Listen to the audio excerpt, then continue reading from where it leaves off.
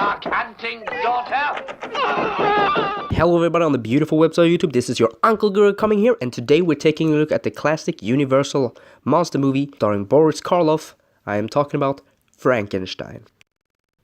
In Frankenstein we of course follow Dr. Frankenstein, the mad scientist who is hell-bent on creating life in God's own image, as he tells himself. It's alive! It's alive! It's alive! It's alive! Now the thing about the original Frankenstein is that it is a movie that have had such an enormous impact on horror cinema that it's quite hard to dislike it, because even though the movie has its very campy acting that gets over the top, You're going down!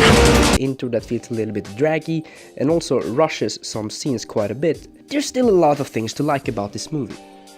One thing that I always think is cute with this movie is that it has this intro warning where a guy is walking up and talking about that you're going to witness this super scary film and that the faint of heart that has been warned and such. It's just a cute little thing that I like about the movie. Like most 30s horror films, and especially the Universal monster films, it has this spookiness, this kind of ominous, cozy, chilling vibe that isn't necessarily super scary, but it kind of is a little bit tingly, creepy, and it's just overall something that feels so great to just cozy up and watch during the fall season when Halloween is soon coming.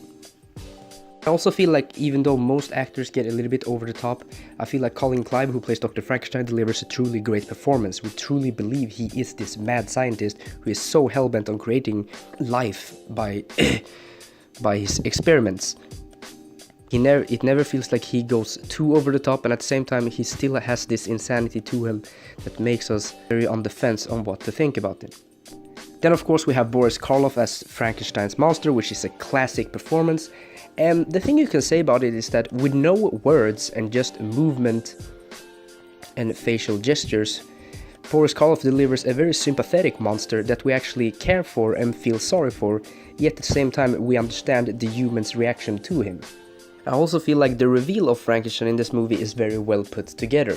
The classic It's Alive scene is still kind of goosebumping even to this day. It's just such a well directed and written scene. Because the gripes I have with this movie is very much that it does get very campy with its acting, and I think that the intro and the whole experiment part drags on a little bit too long, which means that Karloff has not that much screen time actually. And even though he delivers a really good and strong performance that is very memorable, it feels like his scenes are a little bit rushed, and there are some vital scenes that really are supposed to push this morale narrative that doesn't get fully fleshed out, in my opinion. I also think I need to mention that there is very much a lack of soundtrack in this film, because in the early 30s, when the talkies, you know, the first sound films were coming on, Dracula, Frankenstein, they didn't really know how to use music without it feeling too over the top and just campy. Which also means that the movie kind of feels a little bit slower and draggier in pace at times, because there is basically no soundtrack. The sequel Bride of Frankenstein added a more serious soundtrack and orchestral music in the background, which helped that movie a little bit. A little too short and rushed to let all its tragedy and emotions sink in, but a must-watch for its importance and some undying movie scenes. In the end, I'm giving Frankenstein a kind of light 7 out of 10, because I think there are still a lot of things with this movie that makes me wanna rewatch it now and then, and like I said, its importance and the impact it had on the horror is just undeniable, so you at least have to give them lots of props for that, and Boris Karloff and Colin Clive delivers some really great performances.